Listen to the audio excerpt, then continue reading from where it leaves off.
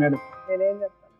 Madam ఇక్కడ ఏంటంటే బేసిక్గా మనుషుల మధ్యన ఉండేటటువంటి అవగాహన అర్థం చేసుకునేటటువంటి దాంట్లోనే పూర్తిగా తప్పిదాలు ఉన్నాయమ్మా. ముందు భారతితో మొదలు పెడితే మేడం, కన్ఫ్యూజన్తో మొదలైనటువంటి పెళ్ళి, కన్ఫ్యూజన్తో కంటిన్యూ అయినటువంటి సంసారం, ఇప్పుడు కన్ఫ్యూజన్తో ఎండ్ అవుతున్నటువంటి జీవితం కింద మనం మాట్లాడుతున్నాం.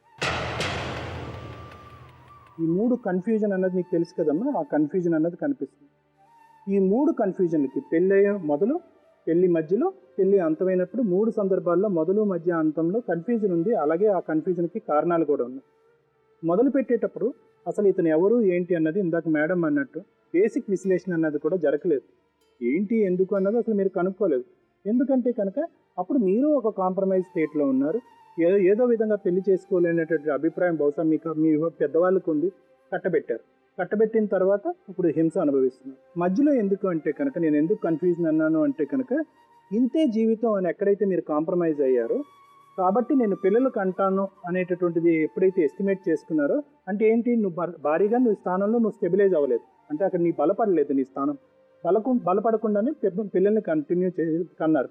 పిల్లల్ని ఎలాగా కన్నాం కాబట్టి ఇంకా నాకు ఈ జీవితంలో తప్పదు అని చెప్పి మ్యారేజ్ అన్నది కంటిన్యూ అయింది. ఇప్పుడు లాస్ట్లో వచ్చేటప్పటికి ఎందుకు కన్ఫ్యూజన్ అంటే కనుక ఖచ్చితంగా ఇది కన్ఫ్యూజన్.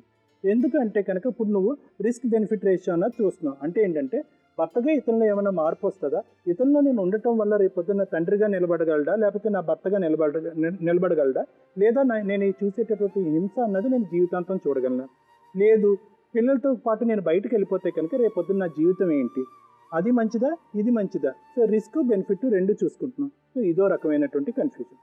సో నేను ఇది ఎందుకంటే చెప్తున్నానంటేనమ్మా, కర్మకాలో లేదో దురదృష్టం ఏదో అవ్వటం వల్ల ఈ పెళ్ళి అయితే ఈ విధంగా నీ పరిస్థితి వచ్చింది. అయితే ఏంటంటే అతను చెప్పకుండా నిన్ను చేసుకున్నాడు, తర్వాత అమ్మాయితో వెళ్ళిపోయాడు అనేటటువంటి అంశం. కానీ ఇక్కడ ఏంటంటే సైకలాజికల్గా ఒక టర్మ్ ఉంటుంది, యాక్సెప్టెన్స్ అనేటటువంటిది ఒకటి మనం అందరం ఉపయోగిస్తూ ఉంటాం. అంటే గత అన్నటువంటిది పాస్ట్ని వదిలేసి యాక్సెప్ట్ చేయగలగటం. ఇతనే నా భర్త, ఇదే నా ప్రపంచం, ఇక్కడ ఎన్ని కష్టాలు వచ్చినా నష్టాలు వచ్చినా కూడా నేను ఒడిదొడుకులు ఎదుర్కొని ఉంటాను. ఎందుకంటే ఇక్కడ నీకు ఉండేటటువంటిది ఏంటంటే, అక్కడ ఆ అమ్మాయి లలితతో నీకు ఏమి ప్రత్యక్షంగా నీకు ఎటువంటి ఇబ్బందులు లేవమ్మా. ఏదైనా ఇబ్బంది ఉంది అంటే కనుక ఇతని యాటిట్యూడ్ వల్ల, ఇతని బిహేవియర్ వల్ల, ఇతని తాగుడు వల్లే నీకు ఇబ్బంది, కానీ ఆ అమ్మాయి వల్ల బిడ్డ. అంటే ఏంటంటే నీకు ఒక తోబుట్టులాగా ఆ అమ్మాయి నీతో పాటు పంచుకునేటటువంటి అవకాశం ఉంది.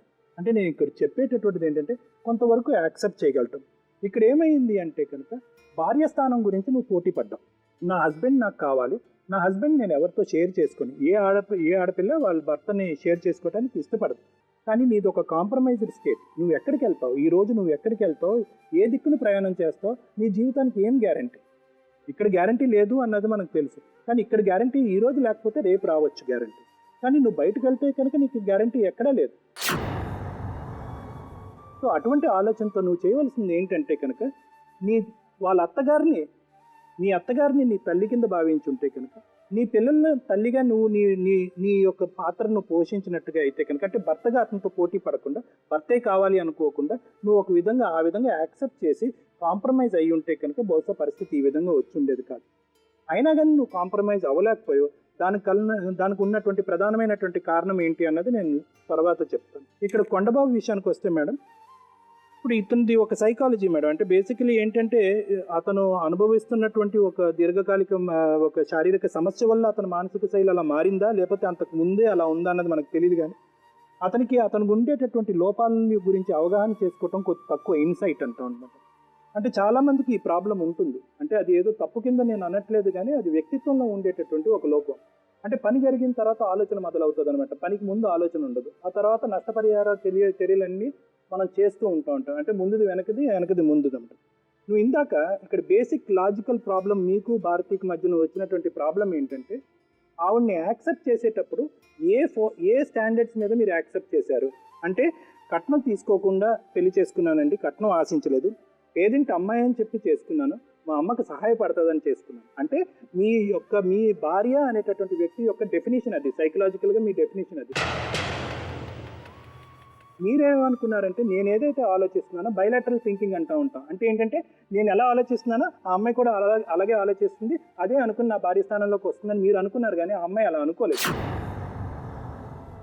ఆ అమ్మాయి కేవలంగా మీకు ఒక భర్తకి ఒక భార్యగానే వచ్చింది, కానీ మీ తల్లికి ఒక కోడలుగా ప్రధానమైనటువంటి అంశంతో ఆ అమ్మాయి రాలేదు.